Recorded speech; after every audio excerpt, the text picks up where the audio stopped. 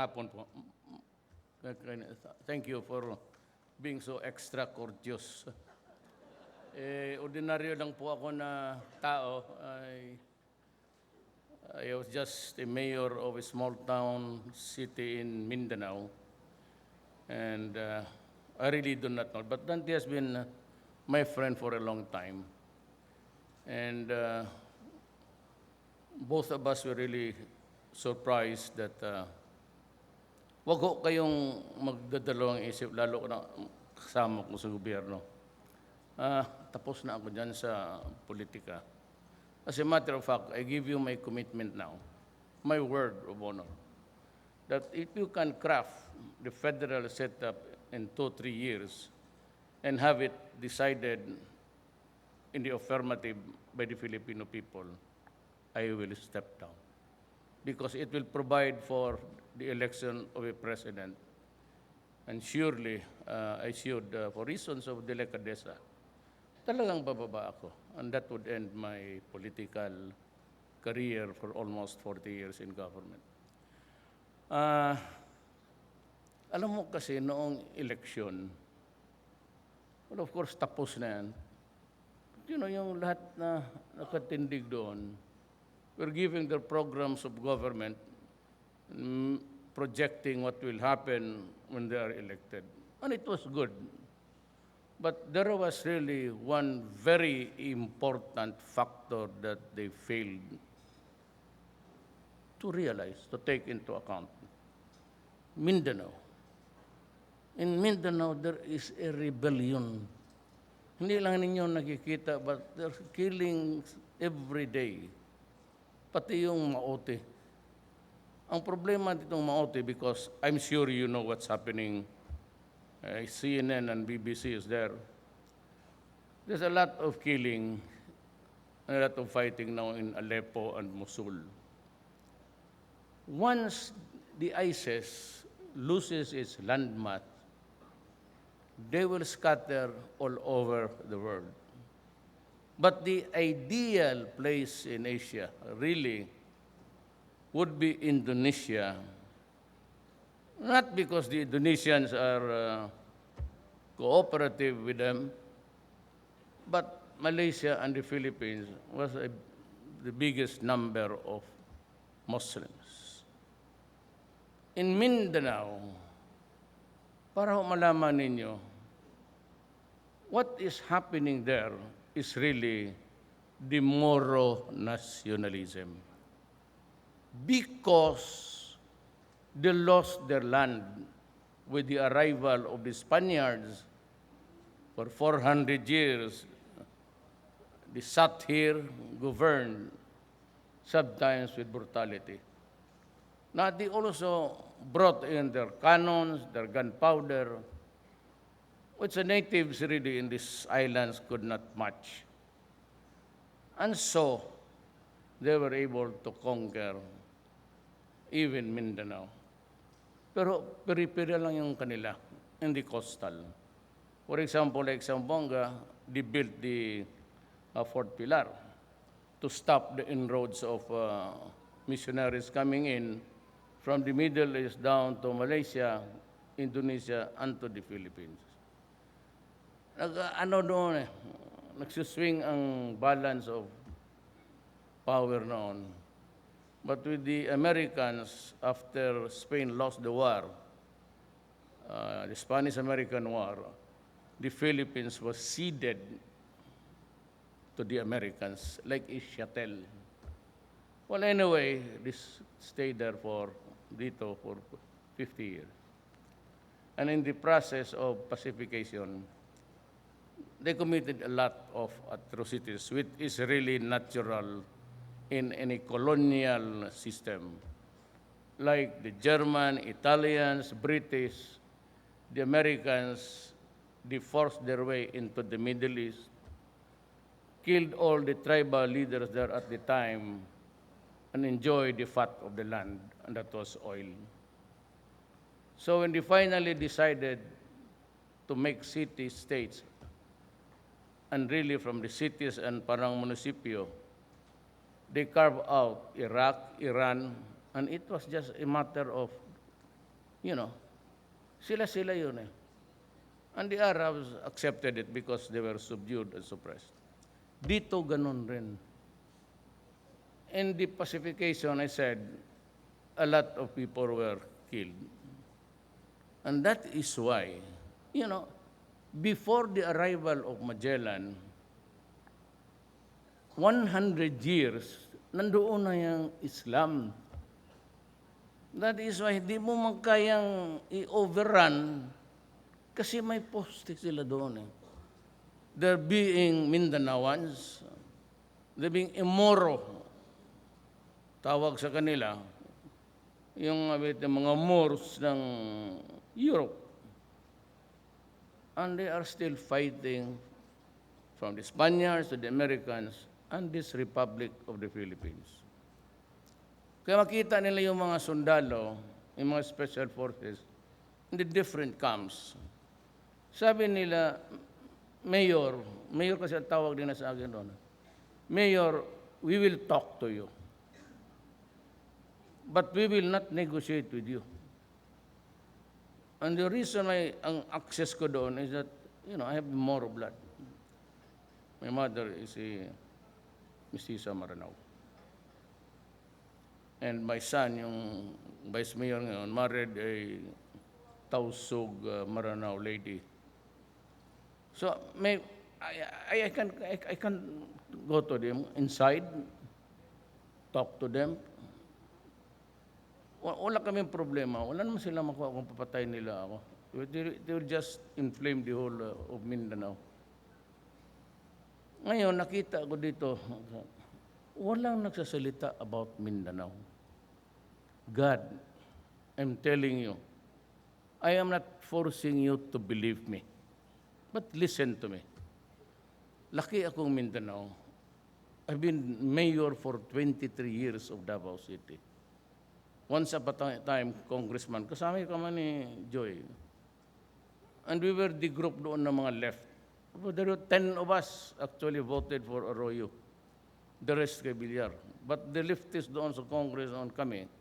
And I do not deny coming from the left. Anak lang ako ng mahirap eh.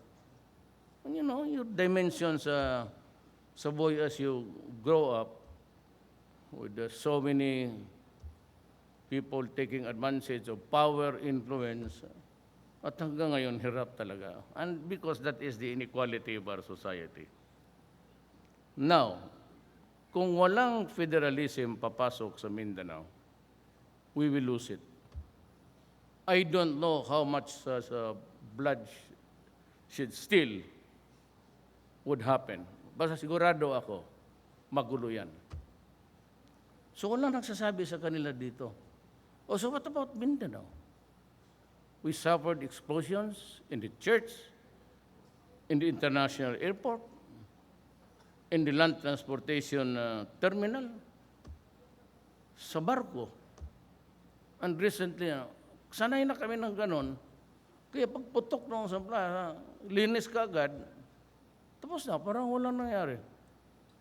Just like Israel, it comes naturally to us. Okay lang yan. We can bear it because we know there is a conflict. But to talk about the next generation, ay, nako. Either we lose the island or there will be, to maintain the sovereignty, quote and unquote, we will have to invest more money for more lives, bullets, and all. Kaya, ang isang importante para sa amin is really federalism. The only thing that I do not agree with them, with their proposal, is because they wanted an autonomous regional armed forces of the Philippines by the chief of the PNP. That's our basic. Hindi talaga ako papayag. You know, maybe someday, my words would really sound stupid and insignificant. But for as long as I am president, I have to say something. The negotiation, whatever the talks could come later after my term. So anong sinabi ko dito, wala na yan. It's of no moment. But sinasabi ko lang ngayon sa inyo ang totoo. No, kung ayaw ninyo maniwala, sige. Basta sinabi ko. The important thing is that as a president, it is my duty, sworn duty, sacred duty, to tell you and maybe to protect the race in the days to come. Yan ang isa dyan. Then, baski sa power, you know, you have duty. Pareho kayo tayo sa Marawi. Lanao Lake is there. Maria Cristina is just beside a fence away. And yet, yung elektrisidad iikot sa national grid. And they pay huge amounts. Sa kanila yan, noon, kagaya ninyo, enjoy yan. Kayo yung original na. Do you know why you can really say that you are the originals? Because you cannot invent dialect.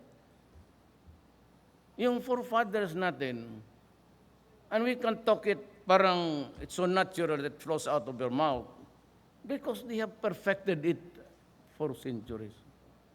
Kayong sabi nilang tasaday, totoo, hindi nila yan. They were attacking Marcos. Totoo talaga yan. Yan mo mga cave tribes, because you cannot invent dialect. So kung may mga tao dyan sabihin nila, bago ito, this is a new tribe that we have not discovered, and they have their own, you cannot invent all the years, down the centuries, sabihin mo talaga, oh, what is this? Sabihin mo, kanino? So those are connectives which cannot develop. Takes about centuries. So inyo yan. Makita mo dito ang same sa Marawi. You have a sort of a hatred there na hindi talaga maalis. The only way is to go federalism. Payag na sila. The problem is, pumasok ang extremism. It was at first, so that you'd understand everything, a Moro nationalism sa lupa niya, Mindanao. So the advanced civilization, a lot of Christians, we outnumber them, pero sila, minority, and they've been reduced to things like, just like you. The classic example really is what federalism is all about. Is dapat ang national government wala nang pakialam except to govern, see to it that everybody is doing the duty, and they are governing in accordance with the federal constitution. That's about it. Then you pay salaries there, you contribute to the national upkeep, to maintain the office of the president. Pero the bulk of the money collected should go to your pockets. Dapat talaga, ideally, something like you give 30 or even 25%, then you retain and you operate your own resources. So, i-connecta mo niya dito diretso, there is no need for you to go to the national grid. Or if you decide, Bicolanos, that we will maintain it, then you can fix the price. But for as long as this is the kind of setup, you know, unitary type of government was invented by the colonials. So you have one throne there, and that is why Manila continues to lord it over us. Sila lang yung magsabi, and even politician man tayong lahat. Totoo lang, prangka-prangka tayo. Sino namimili ng presidente? Sila lang. How many people would gather in one room in Malacanang? But 4 or 5. Then they select. Ganun na nangyari over the years. Ayaw ko na lamang pangusino, pero ganun. they would voice a candidate ito, kay popular, ganon, kay ganon, ganon. God. Tapos pagdating ng araw, walang ginamputan ako hindi mag-corrupt. It's all corruption. The one way of pulling us down is ang talaga ng pera na ito, nasasaktan talaga ang tao. Actually, takot lang but yung komunista, because they injected violence in their campaign. Had they persisted on the lawful mechanics of democratic society, they could have improved. Sigurado, by that, si Governor Congressman Salceda, magkasamay kami sa 11 Congress na. Yung din ng mga left, di tatakbo. And it would have been different. Kagaya ng Socialist Party, kagaya ng British, or for that matter, France and other countries. I am sure that by the dimension of a political setup in a society, kaming dalawa ni Congressman Salceda would belong to the socialists. And you have the conservatives. They want to stick to the original. And the conservatives really are for just the way they are. Maintain the status quo. I have the socialists, they want radical changes. Well, the communists, ang problema nila, there was a partido ng bayan. I don't know if Joey was there, but I was there on Bebot Belio. Nung pumasok ang hardcore, sabi ko, kalukuhan to.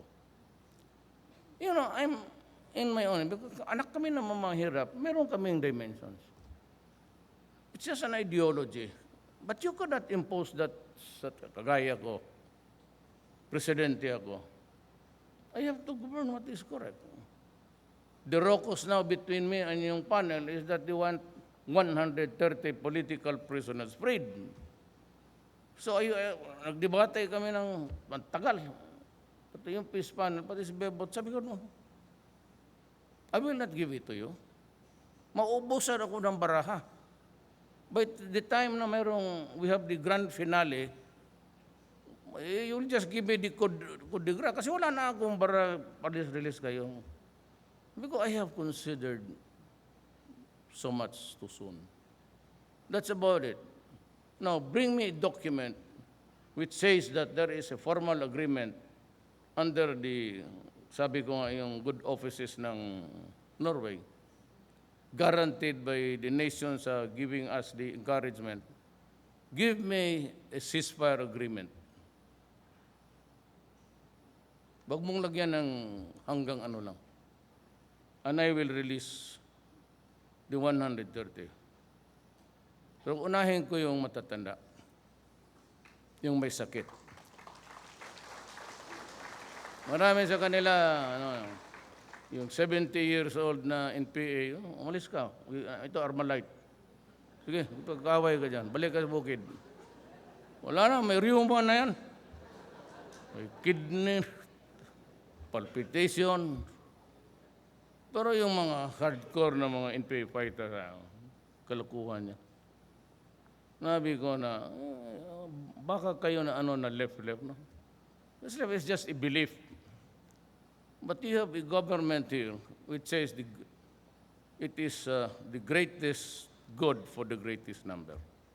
Because if you do not follow that ratio and proportion, kung pareho tabla ang komunista partido, pati ng mga liberal, mga yelo, sana, ang tawag kasi sa amin ng yelo sa Bisaya, ice. Ganon ba dito? Ganon ba yan? Dito, yelo rin. Bili ka ng yelo. I really don't know how it came about to be yelo. Natunaw naman.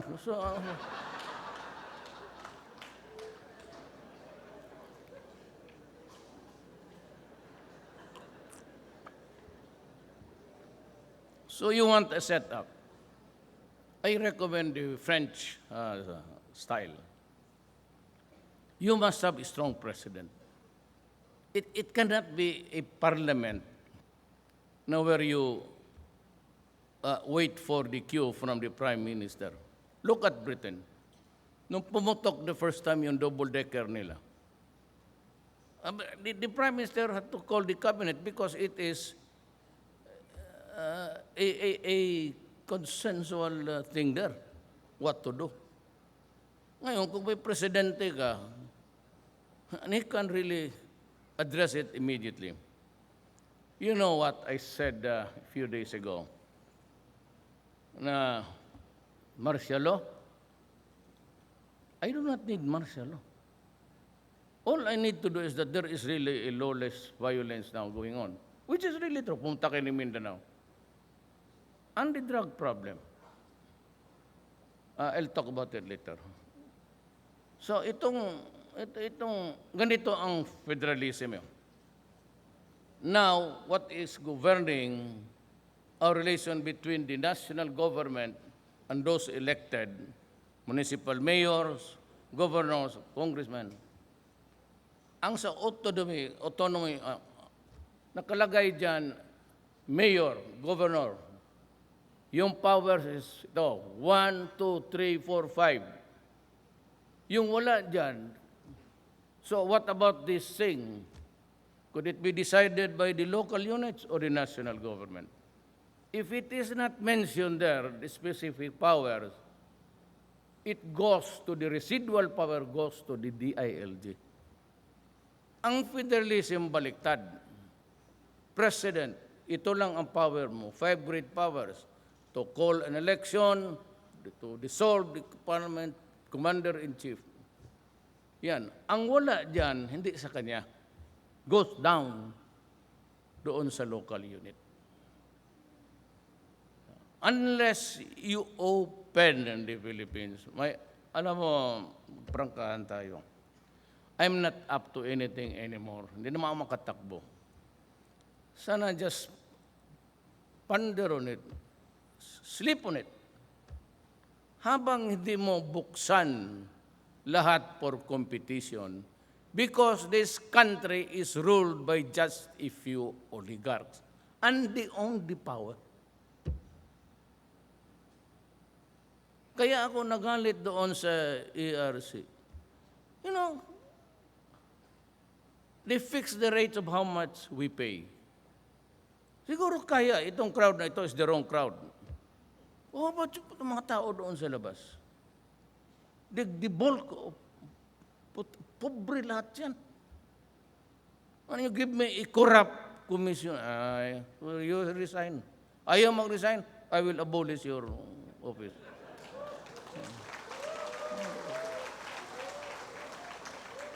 I promised you, dito napadaan ako, I passed this Praise House campaigning. What was my promise? No corruption. I will destroy drugs and criminality. Corruption in my executive department, down to the, masisiguro niyan. One day, we will have, nag-adjust lang ako muna, but one day, I will enforce the anti-corruption measure. Ako sa Davao, I'm not trying to pull my chair. Sa Davao, 3 days. Permit, electrical connection. Electrical connection, punta ka naman sa electrician, wala. Tapos, hintuan, 1 buwan na. Tapos pagkatapos sa electrician, punta ka naman sa bombero. Pipirmahan ng ugok, pero pabilihan ka ng...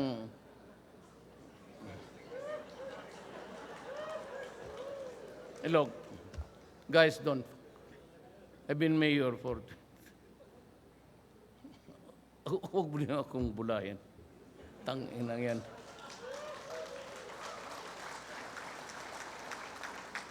I'm preparing because gusto ko yung pagpasok ng taon. Departments, dito sa akin, DEDA. We had a pending application for a railway simple commuter train. Sabi ko yung simple lang yung sa Taiwan, yung una nila. Yun lang kaya natin. Natapos na lang ako pagka-mayor. Wala pang lumabasan nila. Kaya nung na-presidente ako, alam nila. 1 month. 1 month. Kaya si Pinyol, yayabang na, at bakit naman niya siya uli yung Rolex?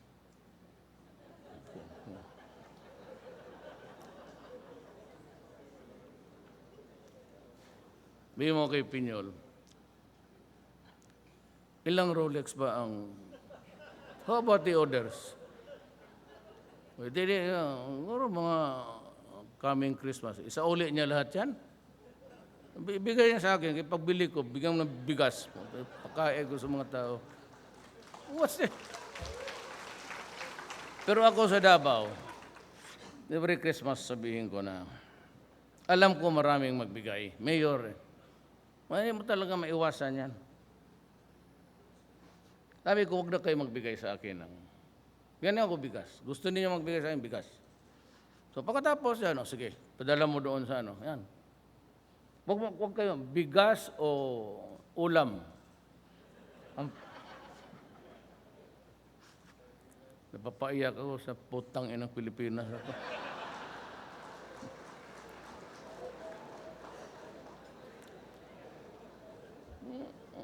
Unless you open the essence of the blossoming of economy is actually competition. Kung may-ari isa, dalawa, tatlong pamilya lang po. It's a feudal setup. Why do you think that we have a violent election? Bakit napapatayan yung mga leader mo, pati leader niya, mga tao? Why? Why is it not happening in Japan or America? Because the Philippines is still in the feudal state. Pagka-eleksyon, ang anak niya, scholar ni Kapitan, yung pangalawang asawa niya, inagaw lang niya doon sa sekretary niya. Tubig, daan, saan magpunta? Doon, Kapitan, sakit. Punta Kapitan. Kung kontrapartido ka, wala ka, hindi ka dalhin doon. Pagdating doon sa mayor, leader natin ito, sige. Ganoon. So yung mga, wala sila. Yung land bank, ilang beses ko na sinabi, kaya sa dapat si Joy doon sa Malacanang, now you are out of grace.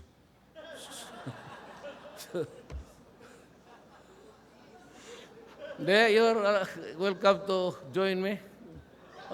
Wala akong tanong. Wala na ako sa politika. I just want the best minds of our country. Hindi ko naman sulo. Bakit ko suloyin itong gobyerno na ito? What do I get? Ako, mayroon lang nasyonal na regrets. Pero tapos na yan. Pero yung mga Tornel Lambino, yan sila Dino, nabiyan ko talaga sila. Pati si Dante. Kung pabalikin ako, ayaw ko na. Ayaw ko na talaga. Wala kang ginawa kung tapos putang niyan sweldo. Kilit-lit. 130,000 lang pala. Alam naman ninyo, 2 pamilya ko. Oo. Hindi ako magbigay doon. Nandiyan si Inday Sara. Nanununtok yan eh. Sana yung share ni mama ko. Dito may isa pa rin. Kita naman ninyo nung pag-inaugurate ko. 2 pamilya. Dito ang side, dito yung isa. Believe kayo. Totoo, di ba? Management lang yan. sa libog.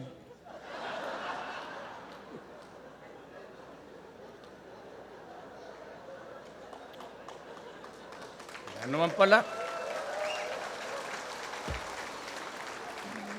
Bakit tayo magbulahan? Sus, katanda-tanda na ninyo.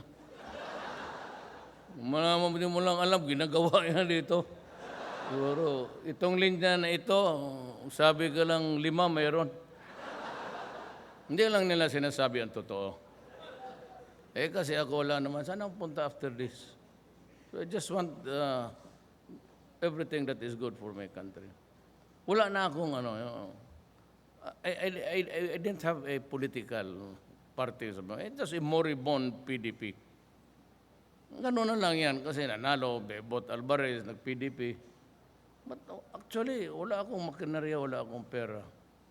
Tama ang desisyon ninyo na hindi kayo bumuto sa akin. Wala talaga akong pera. Oh.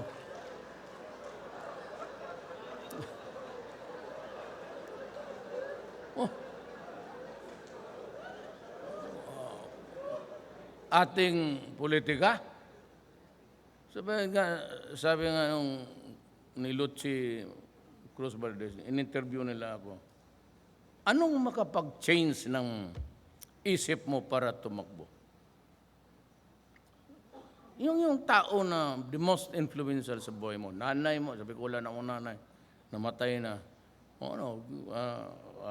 Kasama mo, sabi ko, sino? God. Tapos sabi niya, pag God, bigyan ka ng pera, pag ako ang pinili ng Diyos, sabihin ko, saan ang pera mo? Manalo ba tayo ng eleksyon nito kung hindi ito madala ng dasal? Pera muna. Kaya tama, kaya wala naman pera yan. Wala pa akong, hindi ako sinasabihin na pero wala akong pera, wala akong makinarya, but I won. So, with the 6 million margin to vote. So, anong gawin ko? So, I asked my wife, actually, bakit ako nanalo? I was coming from the cold. Hindi naman ako national figure. Hindi naman ako yung sabihin mo na anak ng artista. Dinaryo mo lang kami, pero nanalo ako. So, anong ibig sabihin yan? Nandito ako yung sinasabi ko sa inyo. No corruption. Yung airport na yan, it will be finished, I assure you, 2 to 3 years. Wala na corruption yan. Matatapos talaga on time. For those really who want to stop corruption, now is your time. Kasi back-upan ko kayo. If you really want to be strict, you want to expose something, do not be afraid. Sabihin ninyo yan. Ang Pilipino kasi, let's have a change of paradigm. Ang Pilipino kasi kawawa. Because hindi ito assertive. Lalo nang yung taga-bukid. Dapat matuto yan sila. Sabi ko, pagpunta yan doon, mahiya pa, tapos magdala kay magbigay pa. Kaya sabi yan ang permit. Now, in the provinces, dito sa aking department, 1 month. Noon, makita mo yan, tag-ilang taon pending. Sige, hingi. Ngayon, kung diskumpiyado ka, baski sino sa inyo dito, I said, I'm through with politics. So let us talk straight. Meron ka diskumpiyado, tapos pinapahirapan ka, bigay mo yung papel mo sa akin. Bigay ko sa mga tao ko, sige, kayo ang magpaikot niyan. Sabihin lang niyo kung anong kulang. Kung talagang mahirapan kayo, patulang mahirap ngayon sa nasyonal. Even a whiff of corruption, tatanggalin talaga ito. Maski kaibigan tayo. Yang lahat yan, mga bright yan, baka akala ninyo ganun-ganun lang yan. Presidential lawyer ko, with all the sartorial elegance, botas yung pantalon, maraming sing-sing, dito. Pero, ayan ang trip na. Tsaka, bright marunong maghanap buhay. Taka lang ako minsan, ito kami sa Lyceum, honoris causa ako. Punta nang dumating doon, leather pants, leather jacket. Kung ano kamansal? Sabi niya, ma'am, there are people really who do not perspire. Ako ang may hyperhidrosis. May hyperhidrosis ako. Kaya I sweat a lot. Pero yun ang ano natin. Now, let us talk about the framework later. Let us just agree for now. Kasi yung iba magsabi, will follow the parliamentary, that's the pure system of Britain. Ayaw ko naman yan because it's a collegial, in times of emergency, catastrophe, calamity, you cannot be discussing there because it's one na sabihin mo cabinet. In case of rebellion, suppression, whatever, you need somebody who would, and that it will be the president. Pero limitado ang power niya. Hanggang dyan lang siya. So practically, parang dekorasyon siya dyan. And it is run by, the government is run by the cabinet. Yun lang. Hindi na masyado tayo kung what type because we have plenty to choose from. Singapore, Indonesia, Malaysia, France, Britain, and even Russia, Federation. Ang problema, let us agree that this cannot go on. That there has to be a competition.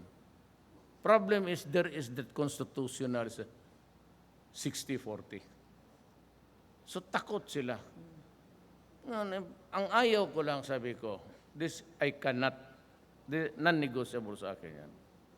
Selling of lands.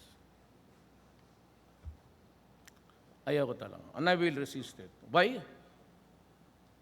Masyadong mahirap tayo ngayon. We are poor. You allow the selling of lands. China has trillions, may utang pang Amerikano. If they converted into something, ubos ang Pilipinas. I have nothing against China, but I'm just saying that China is rich and it can gobble up a lot of territory. It's not about an issue of sovereignty now, but I simply cannot imagine a situation where a Filipino would be building a house on a land that is owned by somebody else, foreigner. Hindi ko matanggap yan. I cannot even think of it as right. But we have to go federal. At saka yung autonomy must be given. Sino ang papasukin mo? You want to improve your grid? Papasukin mo ang China pa di Japan yan. Bukas, maganda na. You'll have all the energy that you want. How can we progress kung kontrolado tayo?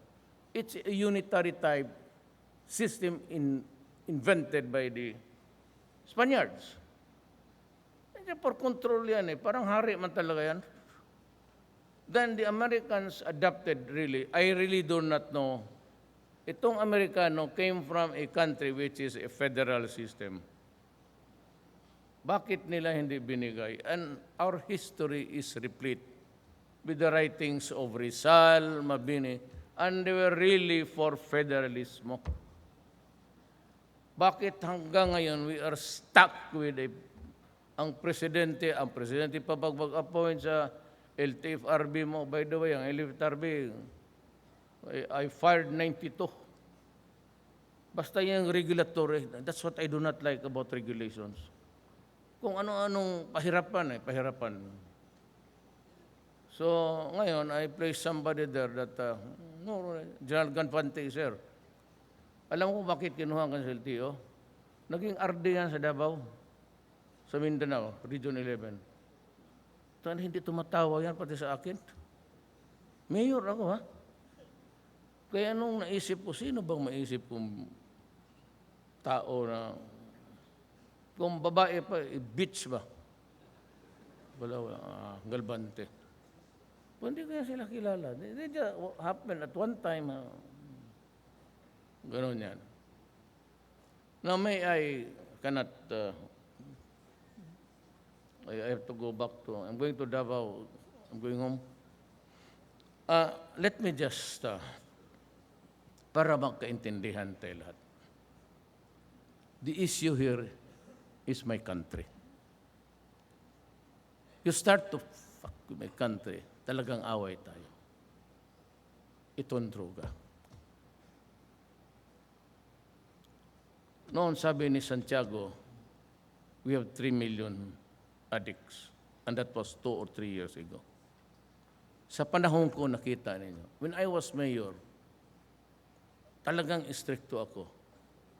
And even coming up with the statement that, if you destroy my country, I will kill you. If you deprive us of the next generation, I will kill you. When I became president, same, do not destroy my country because I will really kill you. Do not destroy our sons and daughters. Mess up with their lives because I will kill you. That statement will apply until the end of my term, to the last day. Alam mo bakit? It's not just a matter of NPA rebellion away dito, sporadic and intermittent. This is a constant God.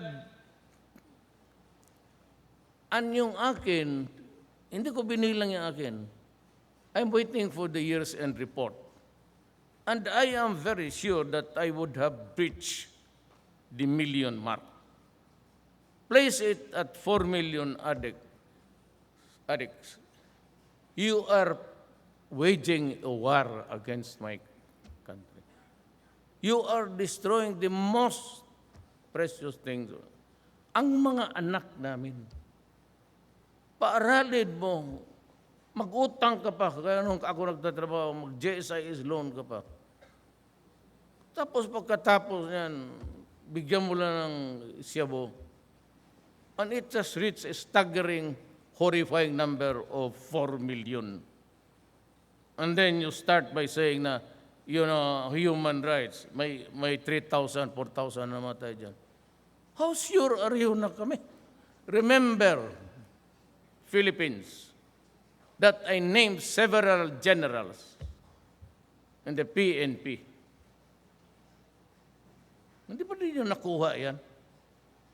And even before I was sworn to being the president of this country, marami ng patayan.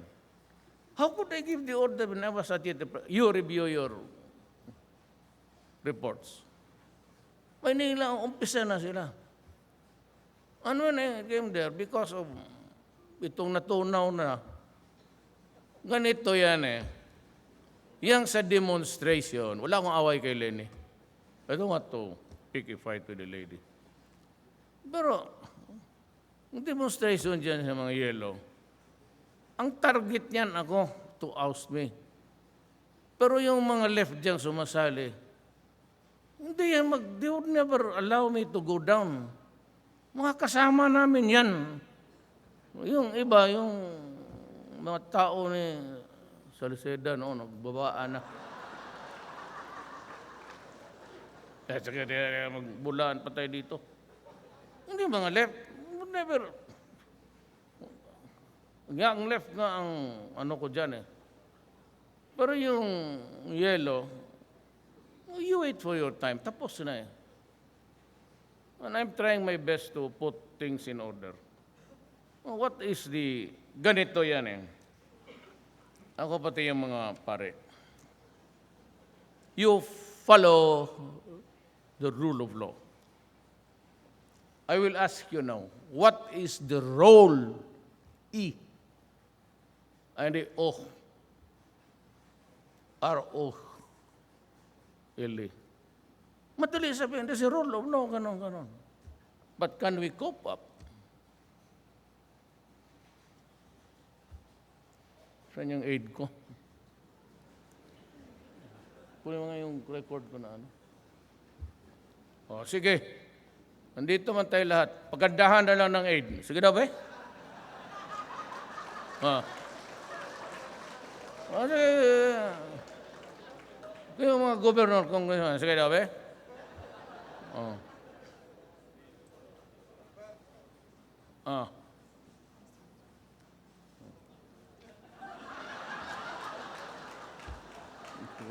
Diyan ka na tayo kay Ulo. Ayan si Loot. Putang inang general na yan ng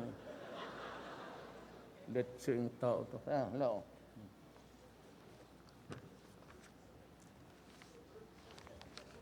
This is the drug industry of the Philippines.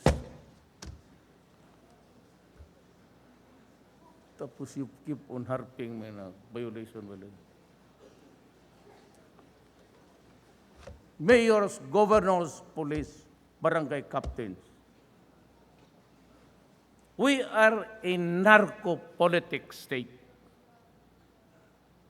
With the election, yung superstar, yung asawa ni Samson,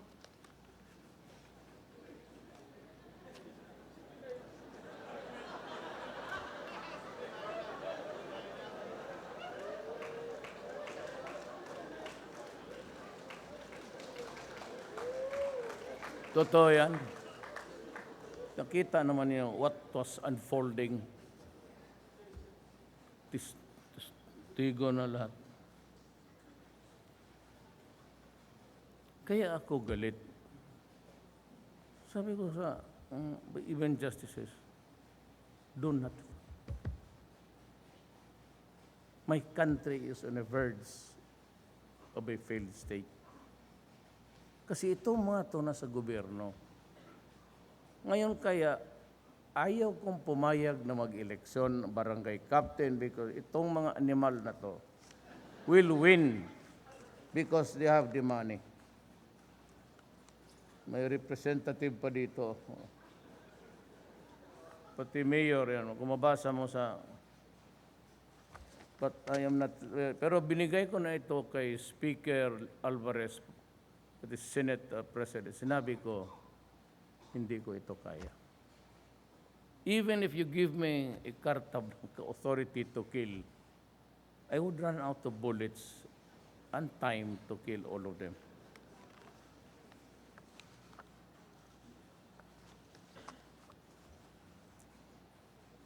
So, actually, with this number spread all over the Philippines, including dito sa inyo,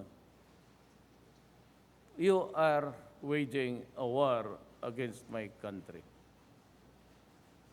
And my orders to the police and the military,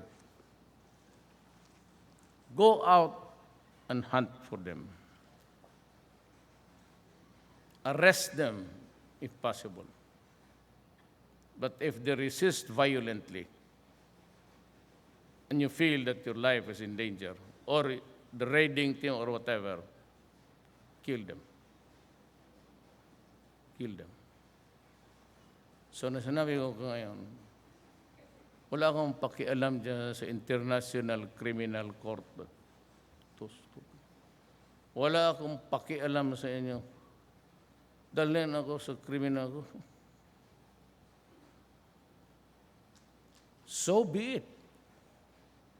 And if I'm tried and sent to prison, I will rot in prison. Walang problema, matanda na ako. Pero I have to do something. Whether I am right or wrong, legal or not, that will be a proper case of history. But I will not allow my country to go to the dogs. As I see it now, it is really, you are waging a war against my people. I have to do it because I have to preserve the Filipino, the next generation. Marami na masyado yung 4 million. It's just a matter of 10 dito sa Bicol, 20 sa... Okay. 4 million sa... Wala nga tayo. Alam mo, ganito yan. I was condemned, and I'm being condemned still, na sana wag mo na lang pinatay at i-rehab mo na lang. Anak, 4 million po. You know very well that I came into the presidency midterm. I am operating now on a budget that was prepared by Aquino the previous year because the budget next year is being prepared. Hindi to akin. Midterm ako sa year na ito, pumasok ako, alam naman ang bottoms up. Ang naiwan sa akin, para na lang sa MOO, operating expenses na lang ako. Hindi man alam ni Aquino na meron palang, when I declared, lahat, mayor, sabi ko, putang ina, patayin ko talaga kayo. At papatayin ko talaga kayo. Sabi ko, police, umuwi kayo sa mother unit ninyo. Army, umuwi kayo, umalis kayo dyan.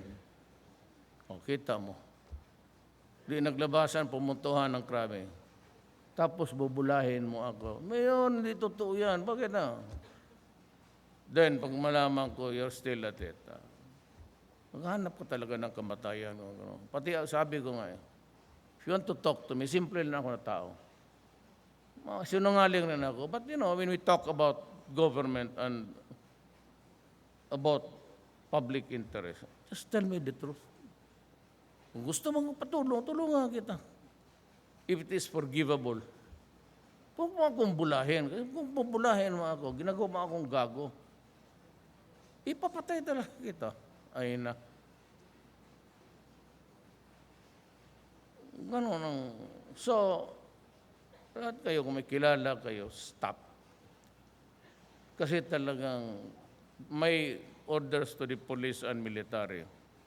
Destroy the apparatus of this shabu industry. Destroy. When you destroy, not only the laboratory, including the people there. Para wala tayong... You want to file a case against me? Go ahead. No problema. I go to prison, fine. Sabi ko, so be it. Basta sa panahon ko, hindi talaga ako payag. I would not, leave a legacy. Let it be known that during his time, everybody went crazy and he did nothing. Hindi ko ano yan. Hindi ko estilo yan. Hindi ko matanggap yan. So, yan ang warning ko. It's being televised na lahat yan eh. Magla-live tayo. Kasi baski saan ako, pasunod-sunod yung mga yan. Wala nang ginawa kung maghanap ng mali. Hindi yung mga kikinig. Hindi, trabaho nila. Nagbibiro lang ako. So, yan. Federalism and the problem of drugs. So, nakakaintindihan na tayo. Oust me. Nung nanalo ako, I'll end my speech with this. Destiny. Nanalo ako, wala akong pera. Kaya ako natalo dito kasi wala akong pera eh. Wala akong makinarya. Patanalo ako. So, sabi ko sa asawa ko, bakit ako nanalo? Sabi ng asawa ko, your destiny. So, bakit ako nilagay dito ng Panginoong Diyos? I have to do something about it. Now, can I really, truly, honestly state na kung hindi ako naging presidente, lulubog talaga. Lulubog ito ba? So, maniwala ka. Kaya nila.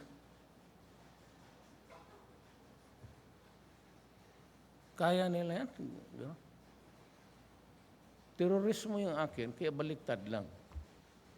I am really terrorizing pagka-drug lord ka talaga, to the last day of my term. Kaya wala na talaga ito kasi it's 4 million, it's a huge.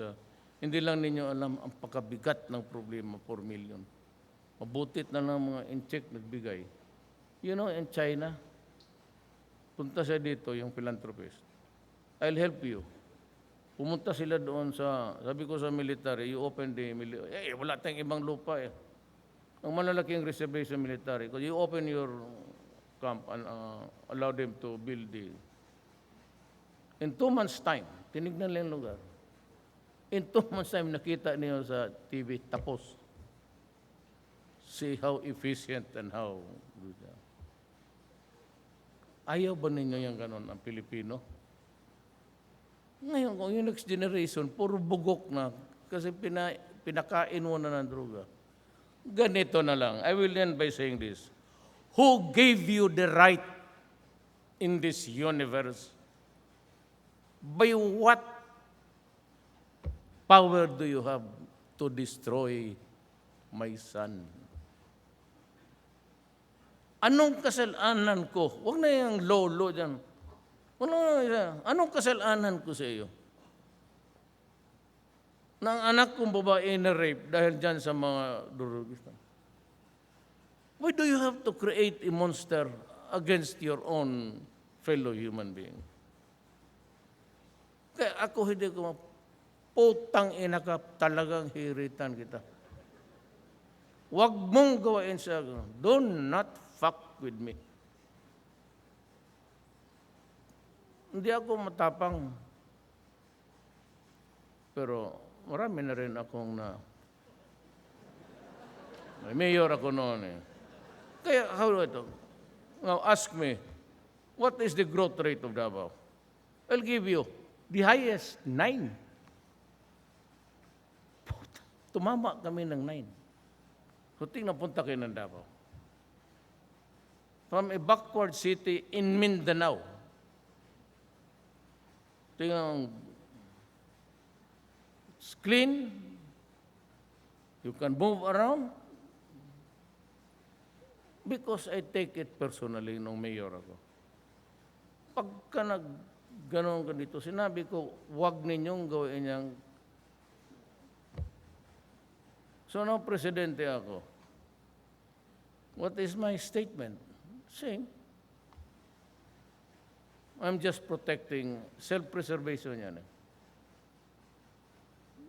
1,000, 2,000, 3,000 addicts. But 4 million looking for Kaya sabi ko sa mga drug addict, pati yung nagpapabili dyan, huwag ko kayong makita naglalakad sa daan. Dadamputin ko kayo. Ayan, para nakinig na lahat ng buong Pilipina. Kayong, in every city, huwag kayong sa kanto. Yung mga tao, yung mga bata, estudyante, ayaw nang, huwag dito tayo magdaan. So, wag dyan, kasi nandyan yung mga istambay. Kaya ang gawain ninyo ngayon, ginusto ninyo yan eh. I know that you'll have a monkey. Magmamangki ka talaga yan. So, ginusto niyan, kung walang supply, mahain lang kayo ng asin, ubusin ninyo.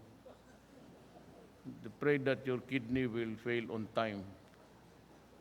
Huwag talaga, makita ko kayo sa kanto, nagdagaran sa Bona, pag nadampot ko kayo. Ngayon, pagdating ng yan, sinabi mo man sa Bicol, ganon. Putang ina, istorya mo lang yan. Maniwala ka pala. Of course, ganon, isagot ko sa iyo. It's just story. Better believe it because I said, this is something which is bayan ko to eh. Baski ganito lang ako, taga Mindanao, tatay ko Cebuano. Bayan ko to. huwag kang gumawa ng sisirain mo, kasi sisirain talaga kita. So kayo, pasok kayo sa bahay, mag-lock kayo sa kwarto, huwag kayong pa-istambay dyan sa labas, maghingi ng pera. Ganun. Pag nadampot ko kayo, na i-deliver ko kayo doon kay sa asawa ni Samson. Bahala siya. Siya man ang maraming salamat po.